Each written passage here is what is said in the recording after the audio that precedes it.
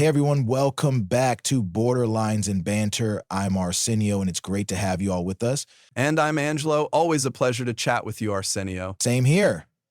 So, did you catch the news about the border recently? Oh, what's happening now? Well, get this, the U.S. Marines are adding barbed wire to the border wall near San Ysidro. Wait, are you serious? Barbed wire in 2023? I know, right? It's like we're stepping back in time. No kidding. What's next? Catapults and drawbridges? Let's hope not.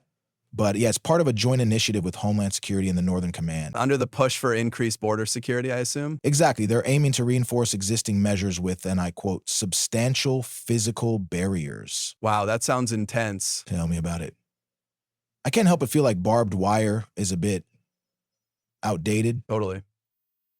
In this age of technology, shouldn't we be using more advanced solutions? That's what I was thinking, like drones, surveillance systems, maybe even AI-powered monitoring. Right, something less medieval and more 23rd century. Exactly. Barbed wire just feels so archaic. But, sometimes old methods still work. True, but people always find ways around physical barriers. Yeah, it's like a never-ending game of cat and mouse. Precisely.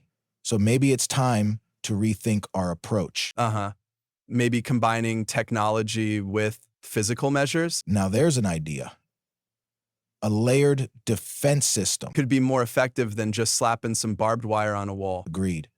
But I wonder, do we know if this barbed wire is a permanent addition? Good question. I haven't seen any details about that. Typical lack of transparency, huh? Unfortunately, yes. It's frustrating. Absolutely. And who's paying for all this? Let me guess, us, the taxpayers. Bingo. Fantastic. Just what I wanted to spend my money on. Hey, security isn't cheap. Sure, but we should at least know where our money's going. Couldn't agree more. And speaking of which, is it even legal for the military to be involved like this? That's another good point. The Posse Comitatus Act generally prohibits using the military for domestic law enforcement. Exactly. So are we bending the rules here? Well, the military can provide support to civilian agencies under certain circumstances. Like building walls and stringing barbed wire? Apparently so. Engineering units often handle such tasks. Still feels like a gray area to me. Yeah, it's definitely blurring some lines. And that can be dangerous. Agreed. We need clear legal guidelines. Absolutely. Otherwise, we're skating on thin ice. You know what else concerns me? The impact on border communities. How do they feel about living next to barbed wire? I can't imagine it's a great feeling. Probably not. It might feel like living in a militarized zone. Exactly. That's got to have psychological effects. Not to mention the physical risks. Barbed wire isn't exactly safe. Good point.